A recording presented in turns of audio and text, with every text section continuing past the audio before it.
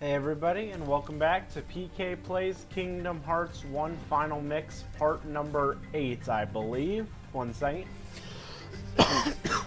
So, if I'm remembering last part correctly, which was insane ramblings at 1 in the morning, so I don't really. We started on a sort of quest, I guess you'd call it, where we have to clear out the groups of monkey heartless in every single room. And I believe we did it for this room and the bamboo thicket and the camp. But I'm just going to clear it out in this room to test before moving on to the other rooms. And I am almost dead already. Wow. So yeah.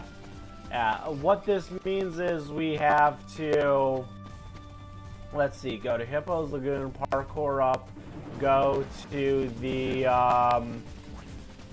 one room before the treehouse, then the treehouse, and those are the only two battles against the, I believe they're called Power Wilds, we have left.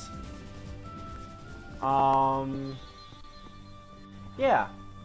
I'm sorry, I'm a little trying to figure out what to commentate about, but although I know exactly what I'm going to say near the end of the episode, I'm a little, you know, dumbfounded currently.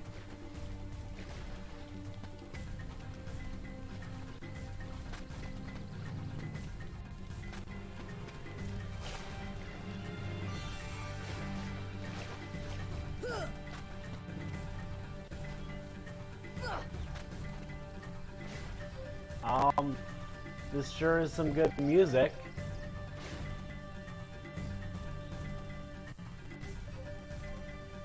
There's one cutscene I'm trying to figure out if... No, we saw that one cutscene. Yeah, we've seen that in the last part, but I'm still not going to reference it in case I'm mistaken. Yeah, quickly kill all the Power Wilds in here. Oh, actually, a bit of an interesting thing is that on my practice save before recording this, I finished all of Tarzan, I finished all of Hercules, and I finished all of the mysterious world we have yet to go to yet. And I've got to say, let's see, on my main save, on my Let's Play save here, I left the Olympus Coliseum after grinding to level 16. In my practice save, I left it after grinding to like only level 12 or something like that.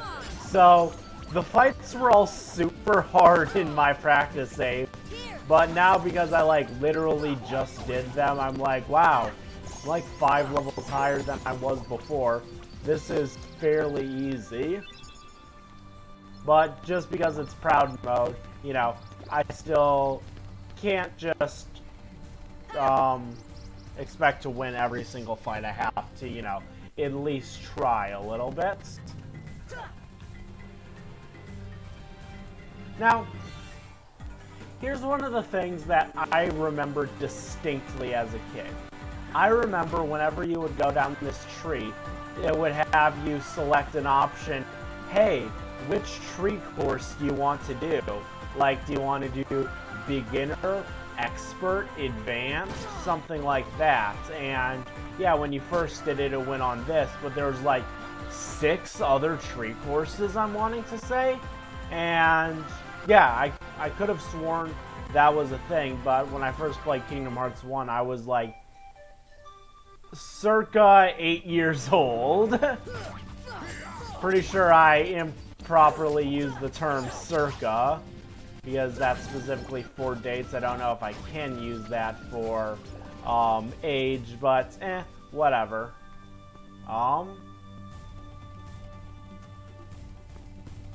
shoot. Is there a room I didn't clear out? Oh, okay. I thought I missed one and would have to run around trying to find it. Oh, I'm actually going to hit this save real quick, and we are going to get to our first boss of the episode. Let me check. What are my items? Okay, I have some potions on me. And there goes Tarzan wasting one of his MP. Cool beans. And here is the boss when it appears. Sabora. Now he's more powerful than when we fought him before, and something with Sabora is if you keep like going in and out of rooms, you will actually respawn infinitely. But here he is stronger, and when you defeat him here, he will no longer respawn in any rooms. Additionally, he has a few extra attacks up his sleeve, like this one, where he jumps into the bamboo and comes out another side. Interesting thing, in the original version of the game, released in North America, as well as I guess the original released in Japan, and you would not be locked on after he went into the bamboo. It would unlock you, so you would truly have no way of knowing where he was, but, you know, doing this now, not that hard. And we get a White Fang. Now, White Fang is an accessory which I don't quite remember what it does other than we're going to want to equip it.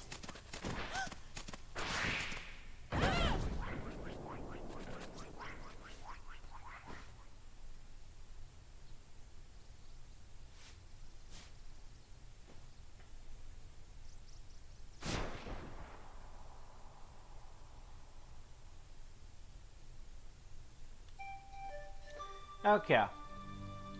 So yeah, I'm gonna immediately go back to camp before I equip the White Fang.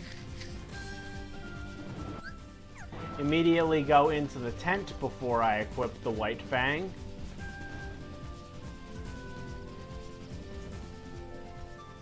Immediately finish this cutscene before I equip the White Fang. Immediately sit. I'm just kidding. No. Equipment. The White Fang is. Let's see. So it's a +1 to defense, like the Protect chain. It's an additional +1 to strength and 1 to AP. So we no longer need that, and might as well put the second Protect chain onto Goofy. Going over to our abilities, we just got Tech Boost, which is basically a increased XP for when we do Tech, which is, you know, when we parry enemy attacks, or like when the dark side fights, when we would hit its head. So the next place we need to go is the tree house, which the Tarzan world, I think more so than most worlds, has a kind of ridiculous amount of backtracking. Oh, you have to go through all the rooms and get to the treehouse. Then you have to do it again to defeat the Heartless. Then you have to go to the treehouse again to go find Jane. Like, just the game keeps telling you to like go to the treehouse. Now over to the bamboo thicket, now back to the treehouse, now everywhere. There's not that many rooms, and it's easy, and it's quick to get around, but it just makes you do it a lot of times. Tarzan! And I do wonder, how did Jane get here? Big Fruit is suspicious. So in this room, Heartless will infinitely respawn until you beat this Big Fruit. So just kind of ignore them and go against the fruits.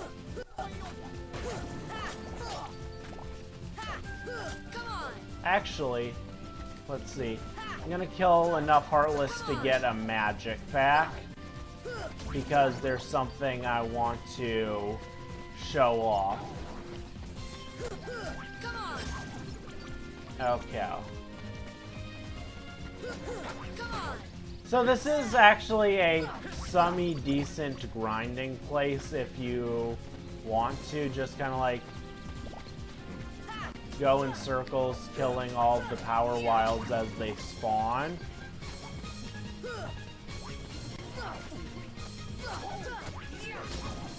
Okay, come on, just a little more. Okay, so as you see right here is a flower. When you hit it with magic, it has a little green sparkle and then opens up. I was convinced as a kid in order to beat this encounter, you have to open every single flower before you can actually do damage to the fruits, but that's actually not the case.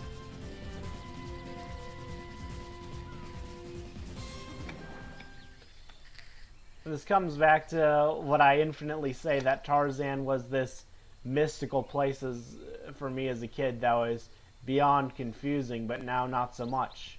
Clayton came to the tents, and that's the last thing I remember. Clayton? Gorillas. Trapped. Turk ran. We must help the gorillas. And I think with that, actually, we are able to fight the boss of this world. Because, yeah, although Tarzan has an absurd amount of backtracking, it is a very short world, all things considered. So we're going to go over to the cliffs, like the one room we haven't done anything of importance of yet, except for A, it just being there, and B, it holding one of the waves of Heartless that we had to fight against.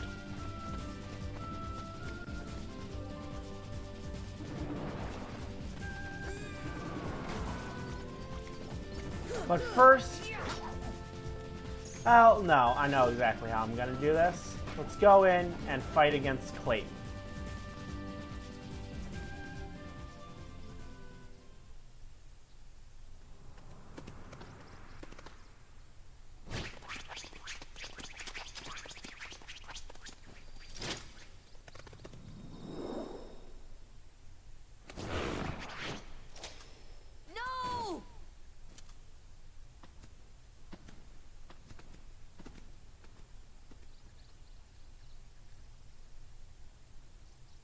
Clayton?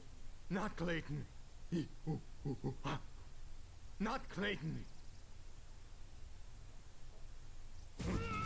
Fun fact about this boss fight, you can just leave.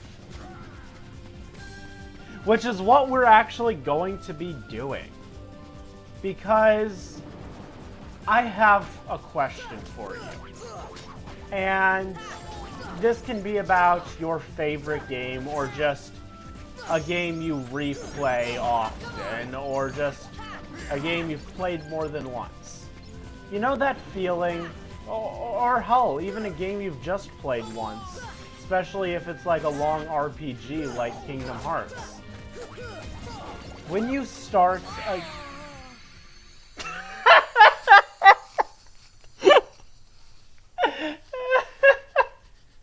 Here I am, trying to have this cool speech, but... Okay. When you start a game, you always feel like, I'm at the beginning of the game. You know, the game just started, we haven't really, you know, gone anywhere yet. And of course, by the time you get to the final boss, you don't feel like, oh, I've just started the game. You feel like, well, I'm near the end. When is the moment that shifts? Like, what is, you know, you got the standard 3-act play type of a thing. You got the beginning, the middle, the end. What is the exact, precise, measurable moment when you go from the beginning to the middle? And for me, Clayton is that moment. When I was younger, I had a PlayStation 2 and I'd play games with my dad and my brother. And my dad was always so much better than me. I remember one of the games we played once was Ty the Tasmanian Devil. I'd always try it and fail, but my dad would come home every day and play it a little bit. And what I'd do every day is basically load up his save file, then use that to overwrite my save file so I could be just a little farther in the game. Sure, I'd lose like some progress and stuff for some different exclusive things we did, but yeah, but Kingdom Hearts was this game that I never got my dad's help on. It was a game that was just me and my brother, and no offense to my brother, but when he was 5 to 6 years old, he was horrible at Kingdom Hearts. Hell, I'd consider that until I recently played through all of the games on the 1.5 and 2.5 collection. I'd say circa like 2014-ish, I'd say my brother was better at Kingdom Hearts than I was.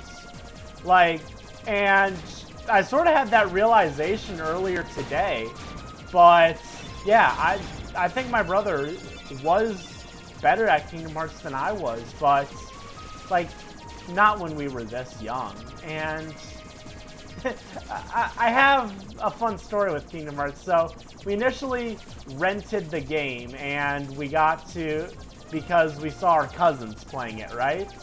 And when we got to the part in Destiny Island when the Heartless spawned, because of our TV's brightness, we actually didn't see the Heartless, and we ended the game right there. Well, I saw my cousins one day fighting against the final boss of Kingdom Hearts 2, and I begged my dad, and he got Kingdom Hearts for us. And I had trouble on the Cerberus fight.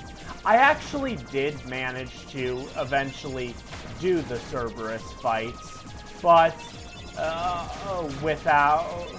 did manage to actually do the Cerberus fight as a kid, but I'm rearranging things a little. But the Clayton fight, no, God no. I could never do the Clayton fights. And so it was just me going back and forth between the three worlds of Tarzan, Hercules, and this third one we're going to right now, which is Wonderland. And I have a moment in here which I couldn't beat as a kid either until, yeah, I got the HD collections. And so Clayton, to me, represents just this. He is the last point of the game you can call the beginning. Up until this point, I've just been, hey, record a couple videos, post them on YouTube, just have some fun. But as soon as Clayton is done, like, it will click in my head that I'm actually playing through Kingdom Hearts and posting it on YouTube. Because although I've been doing it for a week at this point, it hasn't, like, fully clicked, if that makes sense. Like, even as I'm saying it, it still doesn't quite register. But once I beat Clayton to me represents growing up.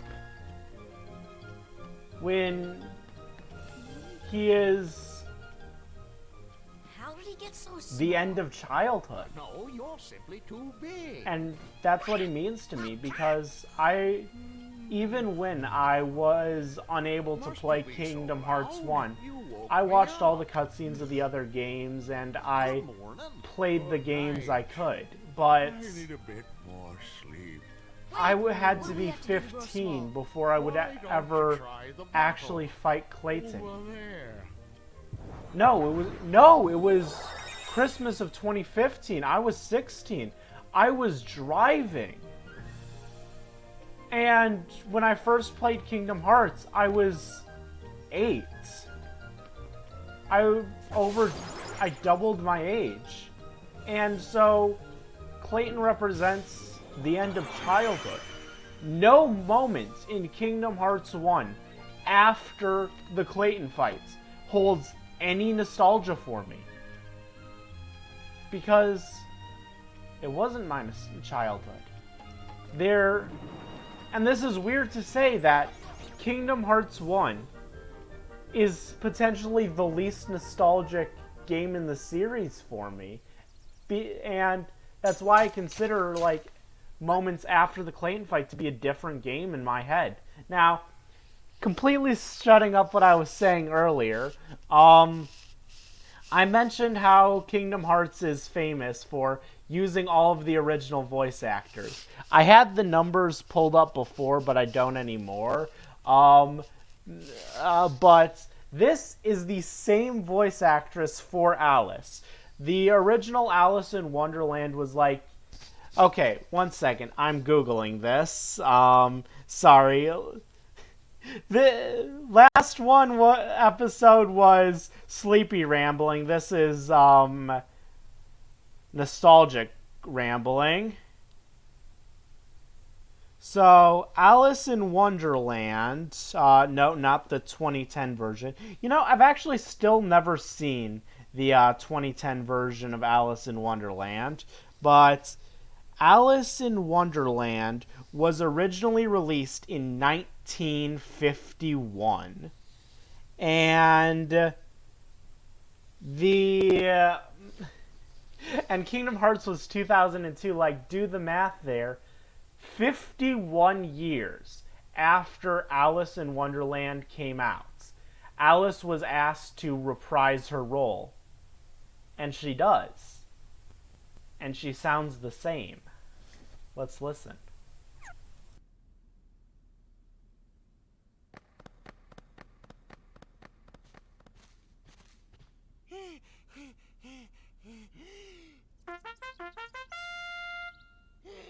Court is now in session.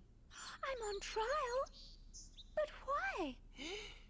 Her Majesty, the Queen of Hearts, presiding. This girl is the culprit. There's no doubt about it. And the reason is... because I say so, that's why. That is so unfair. Well, have you anything to say in your defense? Of course. I've done absolutely nothing wrong. You may be queen, but I'm afraid that doesn't give you the right to be so mean. Silence! You dare defy me? Hey guys, we should help her out. We're outsiders, so wouldn't that be muddling? Oh, yeah. And that's against the rules. The court finds the defendant guilty as charged for the crimes of assault and attempted theft of my heart. Off with her head! No! Oh, please! Hold it right there! Who are you? How dare you interfere with my court? Excuse me, but we know who the real culprit is. Uh-huh. It's the Heartland. Anyway, she's not the one you're looking for. That's nonsense. Have you any proof?